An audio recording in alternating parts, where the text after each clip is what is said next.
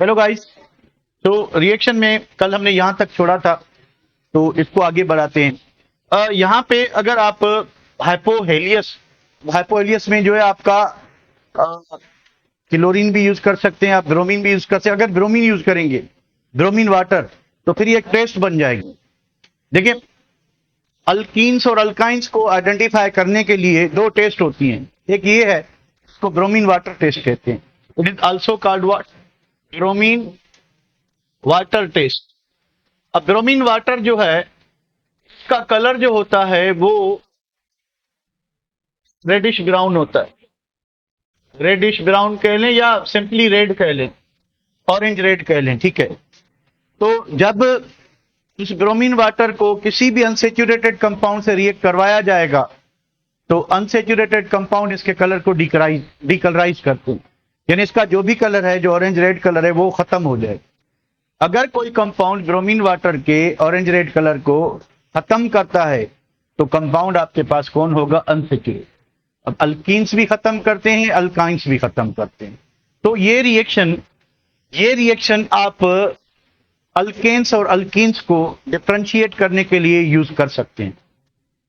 अब इथेन होगा, मीथेन होगा, उस ये कलर उसका डिकलराइज नहीं करेगा, ठीक है।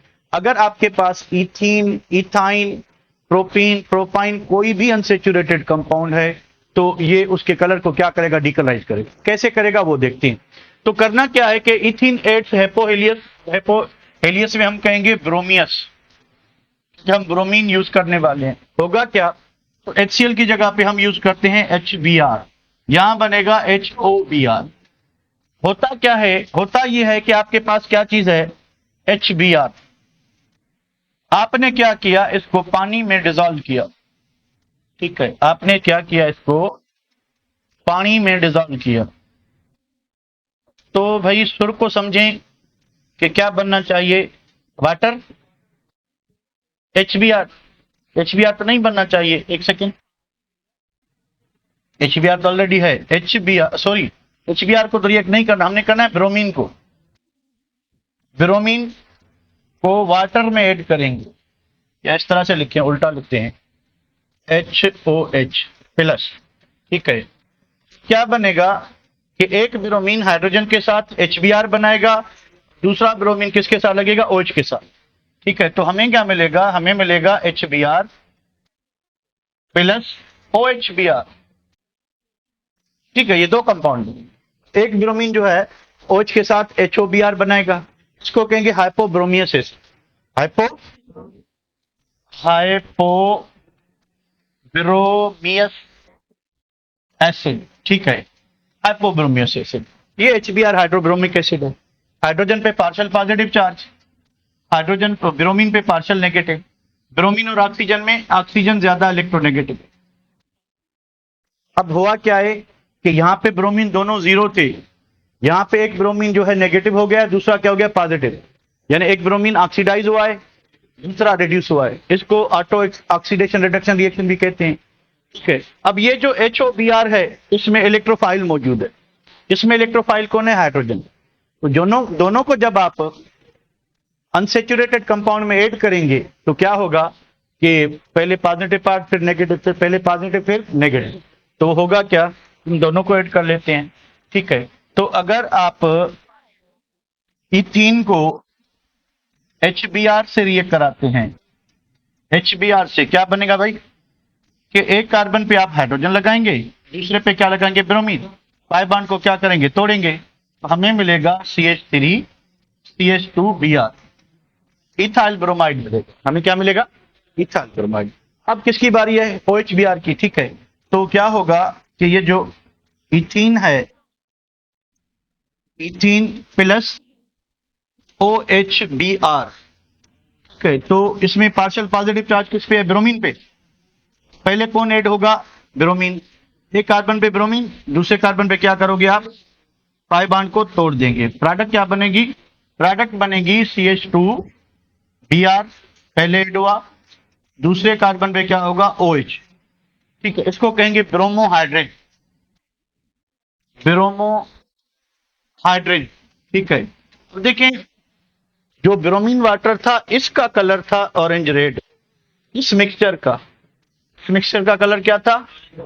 ऑरेंज रेड कहें, रेडिश ब्राउन कहें, कुछ भी कहें, ठीक है, ऑरेंज रेड कलर।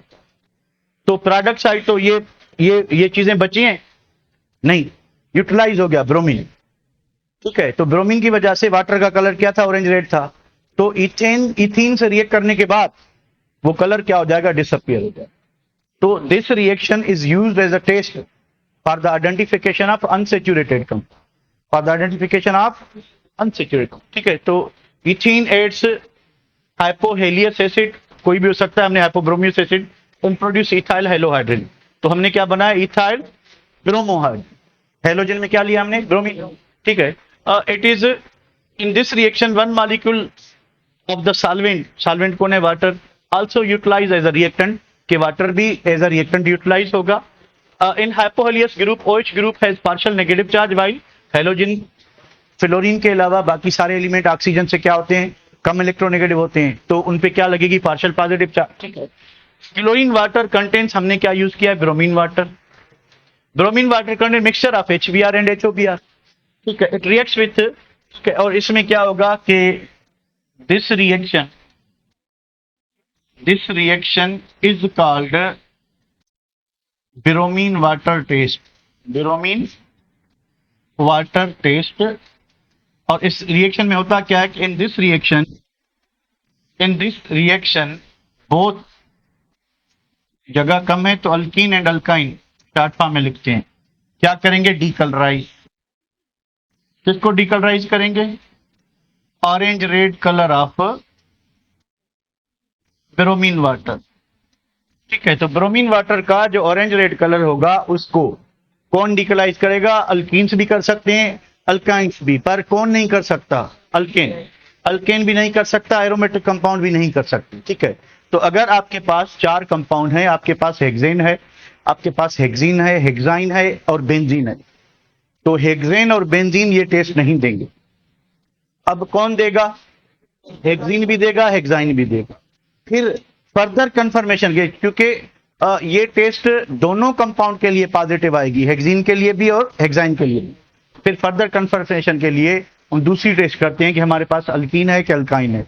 वो फिर सिल्वर अमोनिकल सिल्वर नाइट्रेट से और अमोनिकल क्यूपस क्लोराइड से रिएक्ट करवाया जाता है कि फिर फर्दर जो कंपाउंड व्हाइट प्रिसिपिटेट बनाएगा वो अल्काइन होगा, जो रेड प्रिसिपिटेट बनाएगा वो अल्काइन होगा, जो नहीं बनाएगा वो अल्कीन होगा। तो इसमें कोई दिक्कत बेटा कि ये रिएक्शन जो है ब्रोमीन वाटर किस लिए यूज करते हैं हम? अल्कीन्स और अल्काइंस को आइडेंटिफाई करने, ठीक है बेटा। आए नंबर 7। अब ये एक और टेस्ट है, इसको बायर्स टेस्ट कहते हैं। तो क्या कहते हैं? Baeyer's test. इसमें क्या होता है कि आप 1% पोटेशियम हाइड्रोक्साइड की सॉल्यूशन यानी वेरी डाइल्यूट सॉल्यूशन लेंगे। 1% का मतलब समझते हैं? 1 ग्राम जो है आप यूज करेंगे इन 100 grams of solution, 100 grams of solution, यानी सॉल्यूशन के या सॉल्वेंट के 99 ग्राम होंगे, 1 ग्राम सिर्फ किसका होगा? पोटेशियम हाइड्रोक्साइड, ठीक है। इसकी जो सॉल्यूशन होगी पोटेशियम हाइड्रोक्साइड की, ठीक है, इसको KMnO4 एक ऑक्सीडाइजिंग एजेंट है। KMnO4 क्या है? ऑक्सीडाइजिंग एजेंट, क्योंकि इसमें मैंगनीज +7 ऑक्सीडेशन स्टेट में मौजूद है, ठीक है। तो क्या होगा कि ये जो पोटेशियम परमैंगनेट है, इसका जो मैंगनीज है वो रिड्यूस होगा, ऑक्सीडाइज कौन होगा? अल्कीन होगा। तो इसमें होता क्या है, जैसे ही आप पानी में पोटेशियम हाइड्रोक्साइड और ये जो मिक्सचर है, Baeyer's reagent is a mixture of 1% KOH and potassium permanganate. इन दोनों के मिक्सचर को जब अल्कीन के मिक्सचर में डालेंगे तो जहां पे डबल बॉन्ड होगा वहां पे 2 OH ग्रुप ऐड होंगे। क्या ऐड होंगे? 2 OH ग्रुप। कैसे होंगे? पहला ये होता है कि ये जो ऑक्सीडाइजिंग एजेंट है KMnO4, ऑक्सीडाइजिंग एजेंट का काम है provide oxygen plus side product को हम रहने देते हैं। हमारे काम की चीज क्या है? That is what oxygen. क्या दिया इसने? ऑक्सीजन दिया, ठीक है। अब देखिए हमारे पास है वाटर प्लस ऑक्सीजन, तो ये बन जाएंगे 2 OH। Is it clear? देख लें जरा, 1 OH था, ऑक्सीजन लगा तो कितने हो गए? 2, ठीक है। तो ऑक्सीडाइजिंग एजेंट ने क्या दिया? ऑक्सीजन। उसकी प्रॉपर्टी है ऑक्सीडाइजिंग एजेंट क्या करेगा? ऑक्सीजन देगा, ठीक है। ये ऑक्सीजन अब इससे तो निकला, दूसरे में चिपकेगा, तो जिससे निकलेगा वो ऑक्सीडाइजिंग एजेंट, जिसमें ऑक्सीजन ऐड होगा उसकी ऑक्सीडेशन होगी, तो इसकी क्या हुई? रिडक्शन, ठीक है। तो ये ऑक्सीडाइजिंग एजेंट है, खुद रिड्यूस होगा, दूसरे को ऑक्सीडाइज करेगा। ठीक है, तो किसको ऑक्सीडाइज करेगा? दो OH आ गए। अब क्या है हमारे पास? इथीन है, डबल बॉन्ड CH2, दो OH हैं। क्या करोगे? एक OH को एक कार्बन पे ऐड करें, दूसरे को दूसरे पे, में जो प्रोडक्ट मिलेगी वो मिलेगी इथाइलिन ग्लाइकोल, OH। OH उसका कॉमन नाम है ethylene glycol, ethylene ethylene glycol. वैसे नाम क्या होगा? वैसे नाम क्या होगा? इथेन 1,2 डायोल, इथेन 1,2 डायोल या 1,2 इथेन डायोल। तो एक डाइहाइड्रिक अल्कोहल है, OH लगे। लेकिन दो नए कार्बन ऑक्सीजन बॉन्ड डेवलप हुए हैं, कार्बन ऑक्सीजन कार्बन ऑक्सीजन। तो जब भी यहां पे देखें कोई कार्बन ऑक्सीजन बॉन्ड नहीं था, तो इधर ऑक्सीजन क्या हुआ है? ऐड हुआ है। Oxygen, addition of oxygen is called oxidation, and removal of oxidation किससे हुई? पोटेशियम परमैंगनेट से। Removal of oxygen is called reduction. तो रिड्यूस कौन हुआ? ठीक है, ये क्या हुआ? रिड्यूस। यानी एजेंट कौन सा होगा? ऑक्सीडाइजिंग एजेंट, ऑक्सीडाइजिंग एजेंट होगा। ठीक है, फिर ये क्या हुआ? ऑक्सीडाइज, ऑक्सीडाइज हुआ तो एजेंट कौन सा? रेडिएशन। अच्छा, अब देखें एक चीज क्या है, एक चीज ये है कि ऑक्सीडेशन हो रही है, दूसरी चीज ये है कि ग्लाइकोल बना है, तो इस रिएक्शन को ग्लाइकोलाइजेशन कहेंगे। क्या कहेंगे? ग्लाइकोलाइजेशन, यानी फॉर्मेशन ऑफ ग्लाइकोल। ठीक है, जैसे आपने वो पढ़ते हैं कि ग्लाइकोलाइसिस है, इसका मतलब क्या हुआ? Breakage of glucose. ग्लाइकोजिनोलाइसिस है मतलब फॉर्मेशन। तो इधर जिसमें आप एशन लगाएंगे तो वो नेशन बन जाएगी, कॉम बन जाएगी। तो इधर नेशन कॉम कौन सी बनी? ग्लाइकोल। तो ग्लाइकोलाइजेशन कहेंगे इसको। ठीक है, अच्छा, तो इस रिएक्शन को ऑक्सीडेशन भी कहते हैं, इस रिएक्शन को ग्लाइकोलाइजेशन भी कहते हैं, इस रिएक्शन को बायर्स टेस्ट भी कहते हैं। तो इस टेस्ट में होता क्या है, यानी चेंज क्या आती है?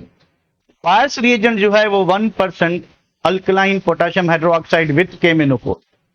Potassium permanganate itself is purple in colour, deep purple colour का होता है। When it is dissolve in water produces pink solution. इसकी सॉल्यूशन जो है वो गुलाबी होती है, खुद क्या होता है? पर्पल होता है, डीप पर्पल। सॉलिड जब यानी सॉल्यूशन फॉर्म में नहीं होगा, जब इसको पानी में डिसॉल्व करेंगे तो ये पिंक सॉल्यूशन बनाएगा। अब क्योंकि इसकी +7 ऑक्सीडेशन स्टेट में क्या था कि इसका पिंक कलर था, अब क्या हो जाएगा? इसका कलर डिसअपियर हो जाएगा, पोटेशियम परमैंगनेट यूज हो जाएगा। जब वो यूज हो जाएगा तो उसका कलर क्या हो जाएगा? कलरलेस हो जाएगा। ठीक है, ये जो अनसेचुरेटेड कंपाउंड है, भले अल्कीन हो या अल्काइन हो, दोनों क्या करेंगे कि इसके पिंक कलर को डिकलराइज करेंगे। पिंक कलर को, अल्कीन का रिएक्शन दूसरा है, अल्काइन का दूसरा है। ठीक है, अल्कीन जो है इससे कोल्ड में रिएक्ट करते हैं, अल्कीन कोल्ड में एक प्रोडक्ट बनाते हैं, हॉट में दूसरी प्रोडक्ट बनाते हैं, पर दोनों ऑक्सीडाइज होते हैं, अल्कीन्स भी होते हैं और अल्काइंस भी होते हैं। सो इस रिएक्शन को बायर्स टेस्ट कहते हैं। दिस रिएक्शन और this test is used to identify unsaturated hydrocarbon. देखिए दो टेस्ट हो गई, ब्रोमीन वाटर में unsaturated compound orange red colour को डिसअपियर करते हैं, बायर्स टेस्ट में unsaturated compound both alkenes and alkynes pink colour को क्या करते हैं? डिकलराइज। किसका पिंक कलर? Buyers reagent. चलिए भाई, क्या लिखा हुआ है कि when alkenes are treated with mild यानी weak oxidizing agents like dilute 1% alkaline, alkaline मतलब बेसिक, अब पोटेशियम हाइड्रोक्साइड बेस है सॉल्यूशन, ये इसको बायर्स रिएजेंट कहते हैं। At low temperature hydroxylation, hydroxyl group add हुआ है, इसको हाइड्रोक्सिलेशन भी कहेंगे। ग्लाइकोल बना है तो ग्लाइकोलाइजेशन भी कहेंगे, ऑक्सीजन ऐड हुआ तो ऑक्सीडेशन भी कहेंगे। Addition of hydroxyl group occurs as a result of glycols are formed. In this reaction, pink color of KMnO is disappeared. This test is used to identification for the unsaturated compounds like alkenes and alkynes. तो अगर आपके पास एक ethane है और ethene है, तो how ethane and ethenes are differentiated to both these test. कि ethene जो है ब्रोमीन वाटर को, इथीन जो है बायर्स रिएजेंट को डिकलराइज करेगा, पर इथेन तो नहीं करेगा।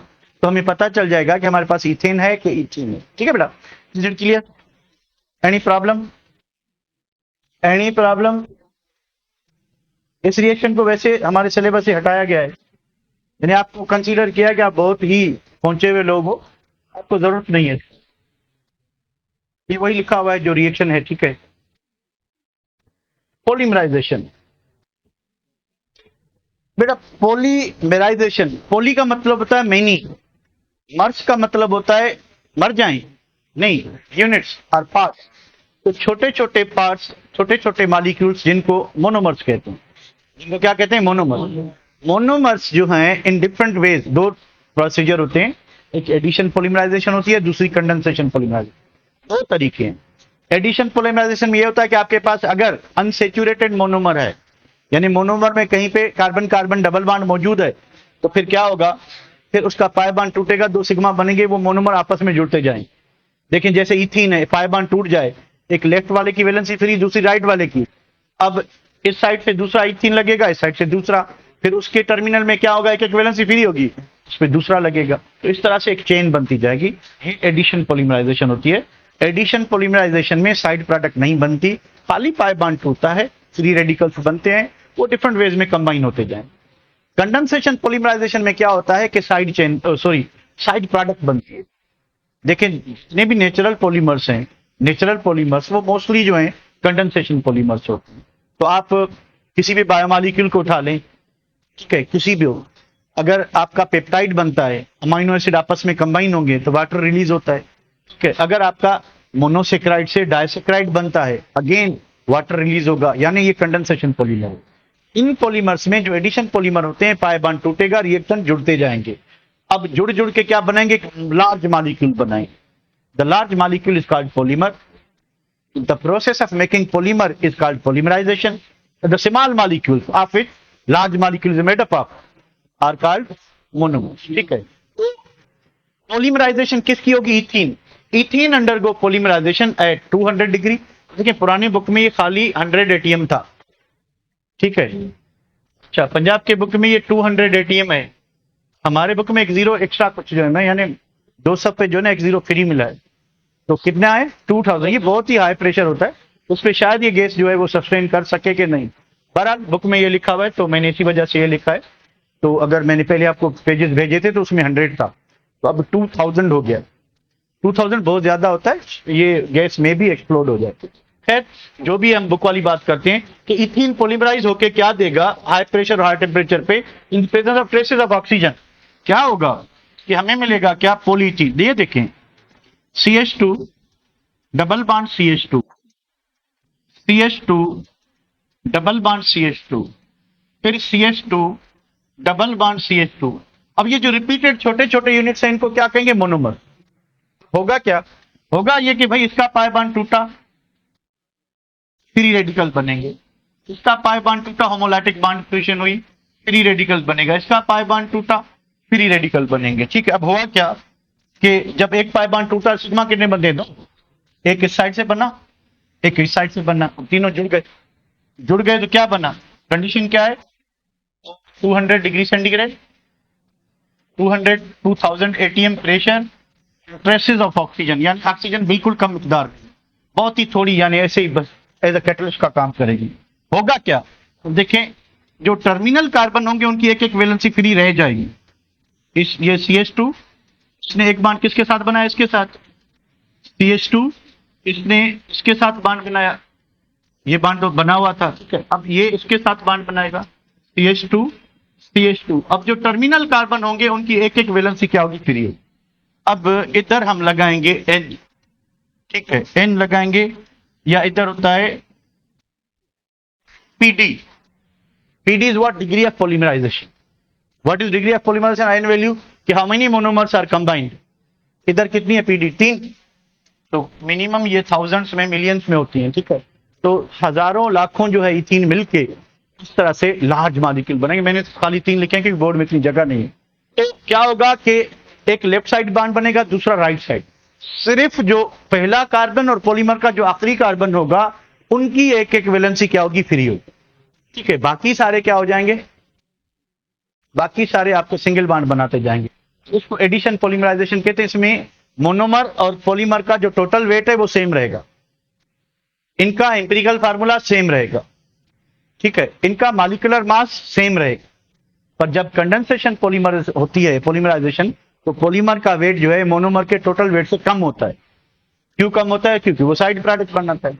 वाटर निकला, अमोनिया निकला, HCl निकला, छोटे छोटे मॉलिक्यूल क्या होते हैं वहां से रिमूव होते हैं, तो इसमें तो ऐसा नहीं हो रहा, तो इसको एडिशन पॉलीमराइजेशन कहते हैं। कोई दिक्कत बेटा? तो इसमें जो एडिशन होती है, एडिशन पॉलीमराइजेशन के लिए एक सिंपल सी कंडीशन है कि आपका मोनोमर अनसेचुरेटेड होना चाहिए, उसमें पाई बॉन्ड होना चाहिए। पाई बॉन्ड टूटेगा तो दो फ्री रेडिकल बनेंगे, लेफ्ट साइड भी बॉन्ड बनेगा, राइट साइड भी बनेगा, तो तब पॉलीमराइजेशन होगी।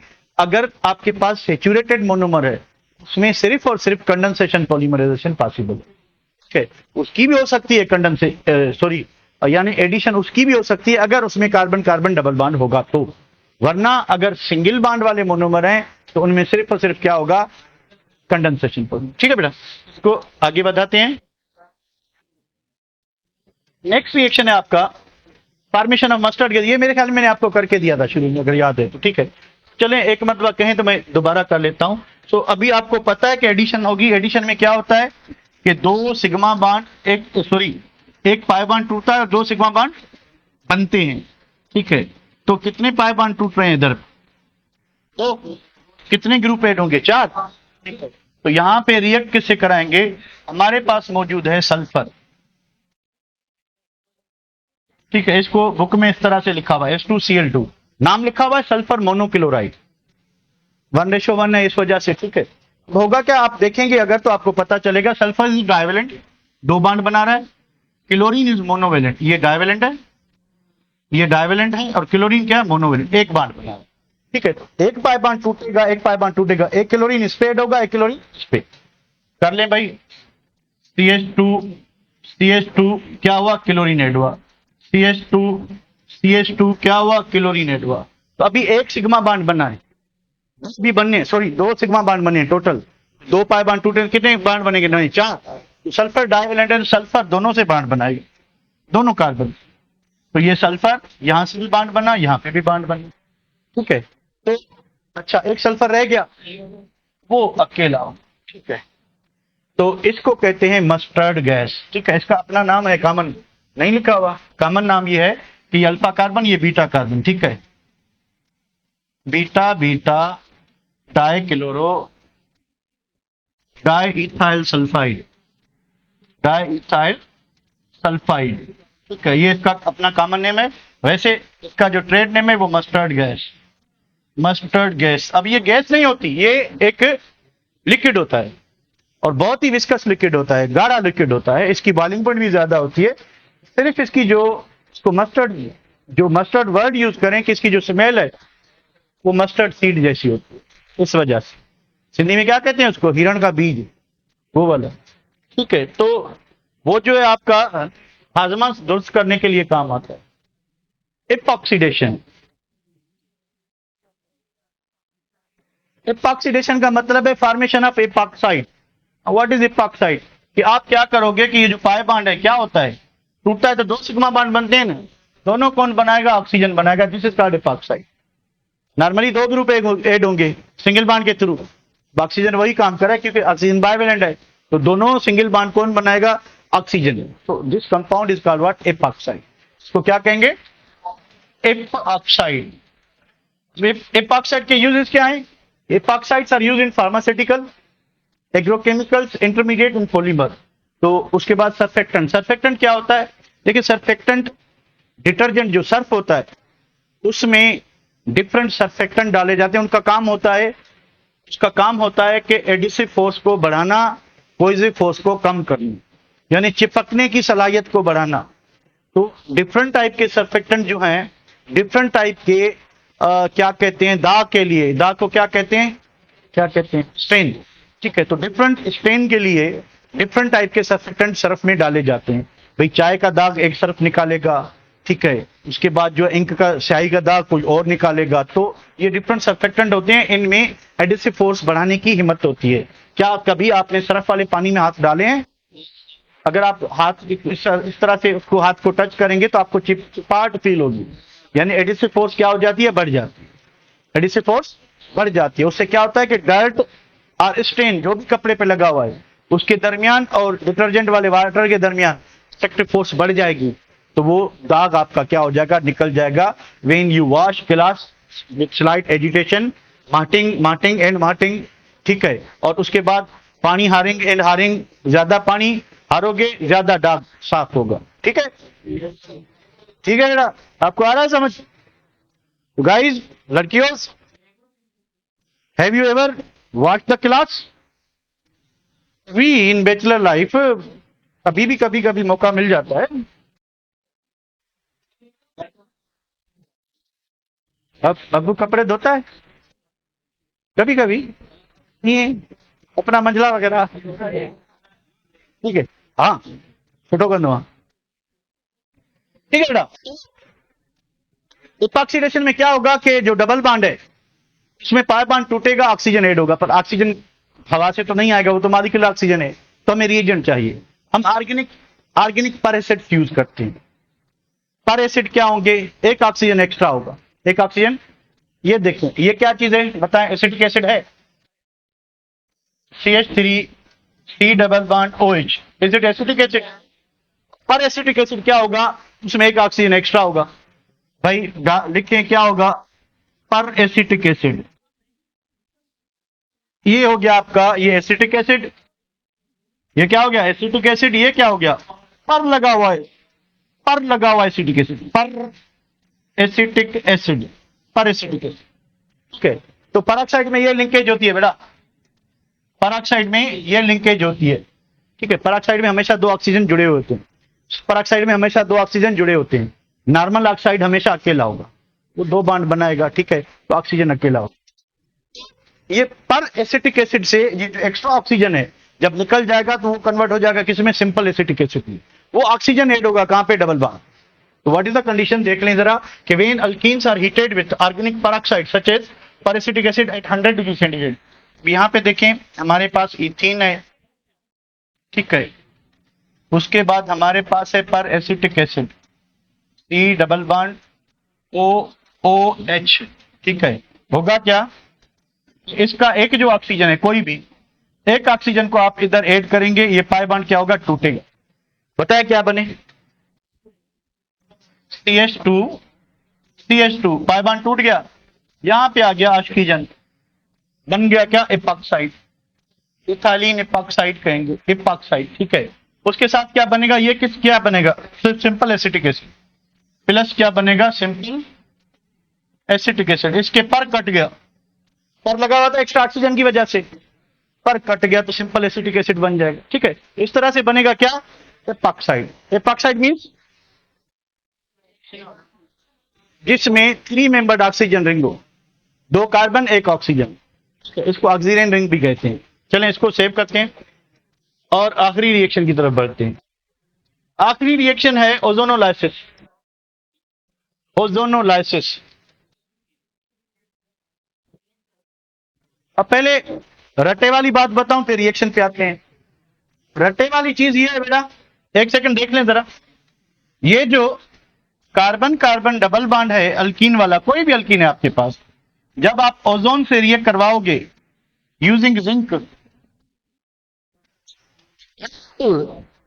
रिएक्शन होगा 100 डिग्री सेंटीग्रेड पे। ठीक है, होगा क्या प्यारे बच्चों? होगा ये कि दो बॉन्ड टूटेंगे, कार्बन कार्बन डबल बॉन्ड टूटेगा, कार्बन डबल बॉन्ड ऑक्सीजन बनेगा, सिंपली। यानी हमें 2 कार्बोनाइल कंपाउंड मिलेंगे।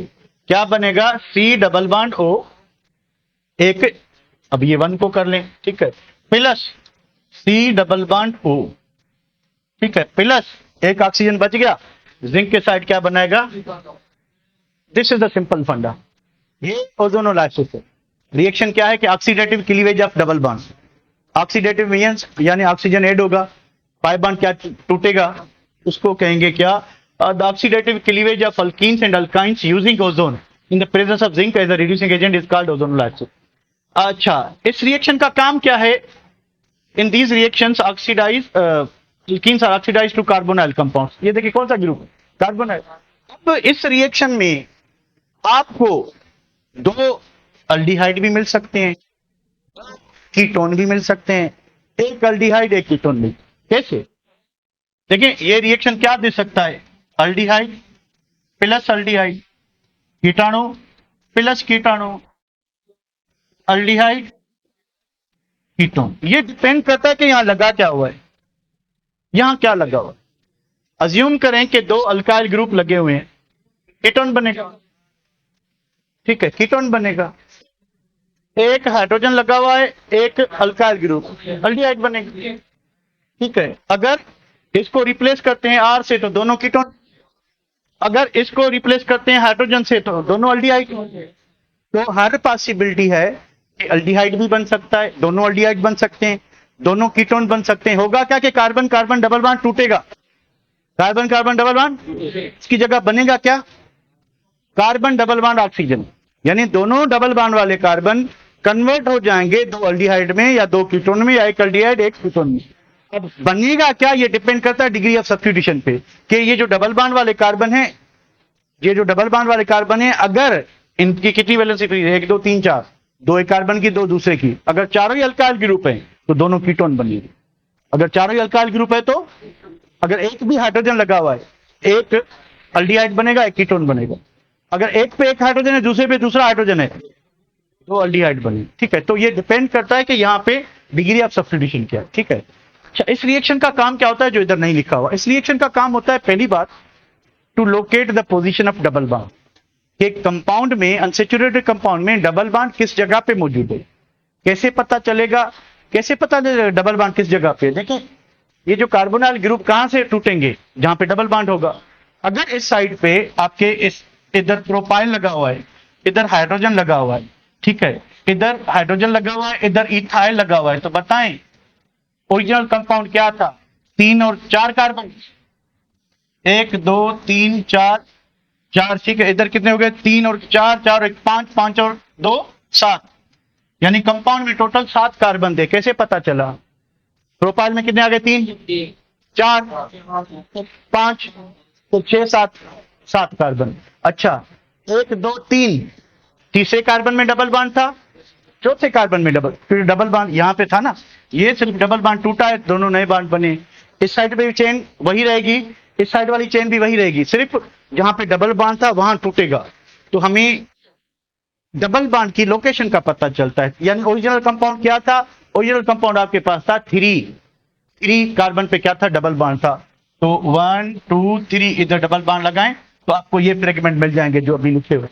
तो आप न सिर्फ पोजीशन ऑफ डबल बॉन्ड बता सकते हैं बल्कि आप नंबर ऑफ डबल बॉन्ड भी बना सकते हैं, कि जितने कार्बोनाइल कंपाउंड बनेंगे उसको हाफ करें, क्योंकि एक डबल बॉन्ड पे 2 कार्बोनाइल ग्रुप बन रहे हैं, एक डबल बॉन्ड पे 2 कार्बोनाइल, तो अगर 2 डबल बॉन्ड होंगे तो 4 बनेंगे, 4 को आधा करें तो 2, यानी कंपाउंड में 2 डबल बॉन्ड है। किस किस जगह पे है आप लेंथ ऑफ द चेन में मालूम कर सकते हैं। तो इस रिएक्शन पे आते हैं, मैं इसको सेव करता हूं। ये तो थी सिंपल सी बात। अब आए इसका रिएक्शन करते हैं कि रिएक्शन कैसे होगा। रिएक्शन इस तरह से होगा, कुछ पर जरा गौर करना। ये आपके पास इथीन है, इसमें क्या ऐड करेंगे, ओजोन। ठीक है, तो होगा क्या, पहले स्टेज में बेटा ओजोन ऐड होगा। ठीक है, इसको कहेंगे, क्योंकि पाई बॉन्ड टूटा ऑक्सीजन ऐड हुआ, इसको कहते हैं मोलोजोनाइड। मोलोजोनाइड ये हाईली अनस्टेबल होगा। हाईली क्यों होगा हाईली अनस्टेबल, देखिए ऑक्सीजन ऑक्सीजन ऑक्सीजन ऑक्सीजन, इनके लोन पेयर हैं, बहुत सारे इलेक्ट्रॉन्स जो हैं वो भी कौन से, लोन पेयर, यानी जो फ्री हैं। बॉन्ड पेयर को क्या कि 2 न्यूक्लियस खींचते हैं, ये एक ही न्यूक्लियस खींच रहा है ऑक्सीजन। 3 लोन पेयर एक छोटी सी रिंग के अंदर मौजूद हैं, ये एक दूसरे को क्या करेंगे, रिपेल करेंगे, तो इसकी एनर्जी बढ़ाएंगे, ये इस फॉर्म में ज्यादा स्टेबल नहीं होगा। ठीक है, तो ये क्या होगा कि रीअरेंज होगा, इसकी रीअरेंजमेंट होगी, रीअरेंजमेंट, यानी एटम्स अपनी पोजीशन छोड़ेंगे। ठीक है, तो उसमें क्या बनेगा, हमें मिलेगा CH2, सॉरी ये बॉन्ड टूट जाएगा, CH2 ऑक्सीजन ऑक्सीजन, एक ऑक्सीजन आ गया ऊपर। ठीक है, इसको कहेंगे ओजोनाइड, इसको क्या कहेंगे, ये था मोलोजोनाइड, ये है ओजोनाइड।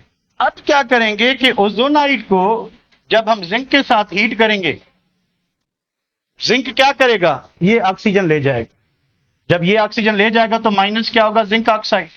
कौन सा बॉन्ड टूटा, एक ये एक ये, तो एक वैलेंसी इसकी फ्री हो गई, एक वैलेंसी इसकी फ्री हो गई। ये बॉन्ड टूटे तो ये आपस में क्या बनेंगे, डबल बॉन्ड। तो क्या रहेगा CH2, कितने हाइड्रोजन, 2, डबल बॉन्ड ऑक्सीजन, ये हो गया एक फ्रेगमेंट। दूसरे में भी यही है कि डबल बॉन्ड ऑक्सीजन और क्या रह गया, इस तरह से ये रिएक्शन होता है। आपको दोनों क्या मिले, अल्डिहाइड मिले, अल्डिहाइड प्लस अल्डिहाइड। यहाँ कीटोन बन सकता था, अगर इधर क्या है हाइड्रोजन की जगह पे एक मिथाइल लगा लो, दोनों मिथाइल लगा लो तो कीटोन बन जाता, ठीक है। तो रिएक्शन इस तरह से होता है, इसको जरा गौर से देखें, एक मरतबा देख लें, उसके बाद हम अल्काइन का इंट्रोडक्शन करते हैं। एक मरतबा देख लें, मैं सेव कर लूं, टाइम रोज होता है, आप अपनी बात करें।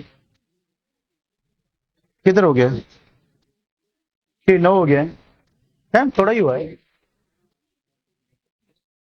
चलें फिर, ठीक है, इधर ही बस करते हैं। बस इसमें देख लें जरा एक मरतबा, देखिए एक बार रिपीट कर लूं कि इथीन में, इथीन का पाई बॉन्ड टूटेगा, पाई बॉन्ड टूटा, ओजोन ऐड होगा, हुआ, ठीक है। मैंने आपको बताया कि ये लोन पेयर बहुत ज्यादा जगह लेते हैं, क्योंकि इनको एक ही न्यूक्लियस क्या करेगा, अट्रैक्ट करेगा। अब एक दूसरे के नजदीक होने की वजह से इनकी जो रिपल्सिव फोर्स है वो बहुत ज्यादा होगी, ठीक है। छोटी सी रिंग है 5 मेंबर वाली, छोटे छोटे एटम्स हैं सारे, तो जब इलेक्ट्रॉन इलेक्ट्रॉन को ज्यादा रिपल्सिव फोर्स ऑफर करेंगे, ऑक्सीजन पर एक नहीं 2 है, एक आउटसाइड द रिंग भी होगा, मे भी पॉसिबल है कि दोनों इनसाइड द रिंग भी हो सकते हैं, ठीक है। तो इधर भी है, इधर भी है, ऊपर से भी इलेक्ट्रॉन रिपेल कर रहे हैं, अंदर से भी इलेक्ट्रॉन रिपेल कर रहे हैं, तो ये रिंग जो है इस फॉर्म में ज्यादा स्टेबल नहीं होगी। तो ऑक्सीजन स्टेबल कब होगा, जब इसमें रीअरेंजमेंट हो। अब क्या हुआ, अब देखें थोड़े लोन पेयर में स्पेस थोड़ा जो है वो क्या हो गया, बढ़ गया, तो रिपल्सिव फोर्स क्या हो जाएगी, कम हो जाएगी, बट स्टिल ये कह रहा है कि ये भी इतना ज्यादा स्टेबल नहीं है, ठीक है। अब क्या यूज करेंगे, हम जिंक यूज करेंगे, ठीक है। अच्छा, यहां पे एक चीज और है, अगर आप जिंक यूज नहीं करेंगे, अगर आप जिंक यूज नहीं करेंगे, फिर आपको अल्डिहाइड नहीं मिलेगा। क्यों नहीं मिलेगा, क्योंकि इधर वाटर यूज करते हैं हम, वो वाटर जो है वो ये वाला ऑक्सीजन जिंक की जगह कौन लेता और बनाता क्या, H2O2, हाइड्रोजन पर ऑक्साइड, क्या बनाता, हाइड्रोजन पर ऑक्साइड। ये एक ऑक्सीडाइजिंग एजेंट है जो कि इजीली अल्डिहाइड को ऑक्सीडाइज करके फार्मिक एसिड बनाता, क्या बनाता, यानी अगर अल्डिहाइड में इस रिएक्शन में चाहिए तो हमें इसको अवॉइड करना पड़ेगा, हाइड्रोजन पेरोक्साइड के बनने को। कैसे अवॉइड कर सकते हैं, हम जिंक यूज करें, यानी अब अल्डिहाइड की जगह कौन रिड्यूस होगा, ऑक्सीडाइज होगा, जिंक। जिंक जो है अभी रिड्यूस होगा, हमें अल्डिहाइड मिल सकता है। अगर जिंक यूज नहीं करोगे फिर आपको क्या नहीं मिलेगा, फिर आपको अल्डिहाइड नहीं मिलेगा, कीटोन मिल सकता है। ये वीक ऑक्सीडाइजिंग एजेंट है, ये अल्डिहाइड को तो ऑक्सीडाइज कर सकता है पर कीटोन को नहीं कर, ठीक है। सो आज के लिए इतना ही काफी है। So this is all about today's